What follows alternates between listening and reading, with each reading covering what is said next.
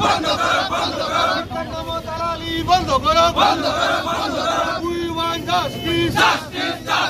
উই want justice NEET পরীক্ষার ঠিক ন্যায় দিও শিক্ষার্থী অবলোক ন্যায় দিও শিক্ষা বিভাগ হয় বিজেপি হয়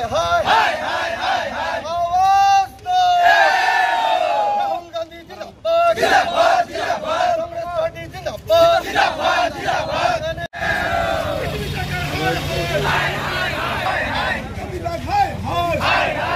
তার উপর আস্থা আর বিশ্বাস আছে এইটো নেট পরীক্ষা আজি সকলে জানে বিজেপি চৰকাৰ হাত পিছতে এইটো আমাৰ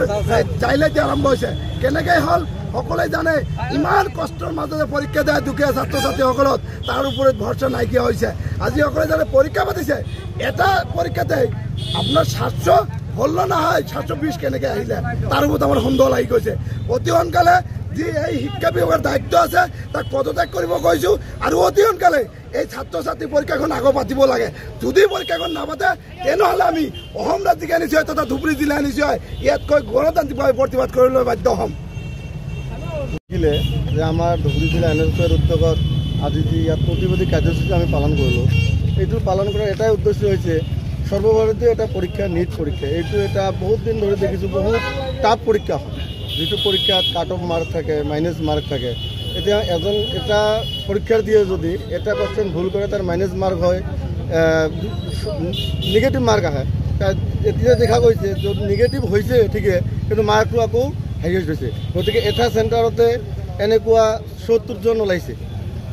এটা চেণ্টাৰতে ইয়াৰ আঁৰত আমি সন্দেহ কৰিছোঁ যে বিজেপিৰ দ্বাৰা পৰিচালিত এটা শিক্ষা অনুষ্ঠান হ'ব পাৰে গতিকে এই পৰীক্ষাটো আকৌ বাতিল কৰি আকৌ নতুনকৈ পৰীক্ষা পাতি যাতে যিসকল দুখীয়া ছাত্ৰ ছাত্ৰী ইমান দিন কষ্ট কৰি কোচিং কৰি দুবাৰ তিনিবাৰকৈ কোচিং কৰি বহুত মা দেউতাৰ বহুত টকা পইচা খৰচ কৰি এখেতসকলে শিক্ষা অৰ্জন কৰিছিল আৰু এই পৰীক্ষাত যেতিয়া ধান্দালি হয় 2 নম্বৰী হয় বহুত ছাত্ৰ ছাত্ৰীয়ে দুখীয়া মানুহে বহুত কষ্ট অনুভৱ কৰিছে তাৰ প্ৰতি লক্ষ্য ৰাখি আমি সৰ্বভাৰতীয় NSY এটা কাৰ্যসূচী হাতত লৈছে গোটেই দেশজুৰি আমি এই কাৰ্যসূচী পালন কৰি আছোঁ আৰু এইটো যদি বন্ধ নকৰে অনাগত দিনত ইয়াতকৈ ভয়াৱহ আন্দোলন হ'ব আজি আমি ধুবুৰী জিলা NSYৰ উদ্যোগত বিলাসীপাৰা গান্ধী চকত বিজেপি চৰকাৰৰ বিৰুদ্ধে প্ৰতিবাদী কাৰ্যসূচী হাতত লৈছোঁ আৰু এই প্ৰতিবাদী কাৰ্যসূচী হাতত লোৱাৰ আমাৰ এটাই উদ্দেশ্য যে যোৱা যি নিট পৰীক্ষা হৈছিলে সেই নিট পৰীক্ষাৰ সংস্থাটোৰ প্ৰতি ভাৰতৰ যিমান মেডিকেল ছাত্ৰ ছাত্ৰী আছে সকলোৱে এটা বছৰ জীৱনৰ এটা বছৰ সৰ্বোচ্চভাৱে উজাৰি দি নিজৰ পৰিয়ালৰ খা খবৰ নলয়কৈ নিজে সেই পৰীক্ষাটোৰ কাৰণে তৈয়াৰী হয় সেই ইতিমধ্যে সেই পৰীক্ষাটো দিছিলে কিন্তু যোৱা 14 তাৰিখে ৰেজাল্টটো দিয়াৰ কথা আছিলে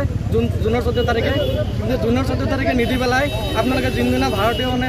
ইলেকশ্যনৰ ৰেজাল্ট হ'ল সেইদিনাই 4 তাৰিখে দি দিলে ৰেজাল্টটো দি পেলাই গোটেই ভাৰতত এক বিশাল দুৰ্নীতি আৰম্ভ কৰিলে সেই দুৰ্নীতিৰ যোগেদি যে প্ৰত্যেক বছৰতে নিটৰ আপোনালোকে চাওক 2টা 4টা বা 6জন 8জন 10জন হওক মানে টপাৰ হয় কিন্তু এইবুলি 67 টপাৰ আৰু আটাইতকৈ দুখ লগা কথা হ'ল যে বিজেপি চৰকাৰে এখন পৰীক্ষাও ভালকৈ পাতিব পৰা নাই এখন চেণ্টাৰতে 6জন ষ্টুডেণ্টে ছেম মাৰ্ক পাইছে তাৰ ভিতৰতে আটাইতকৈ ডাঙৰ কথাটো হ'ল যে যেহেতু নিট পৰীক্ষা সৰ্বভাৰতীয় পৰীক্ষা তাত নিগেটিভ মাৰ্ক আছে এটাকে কুৱেশ্যন যদি মাইনাছ হয় 4 মাৰ্ক মাইনাছ আপোনালোকে দেখা পাইছে যে টোটেল পৰীক্ষাটো 720ৰ ভিতৰত হৈছে 720ৰ ভিতৰত যদি এটা মাৰ্ক মাইনাছ হয় আপোনালোকে সেইটো 716 হ'ব লাগিব কিন্তু 716 নহয় আপোনালোকে দেখা পাইছে যে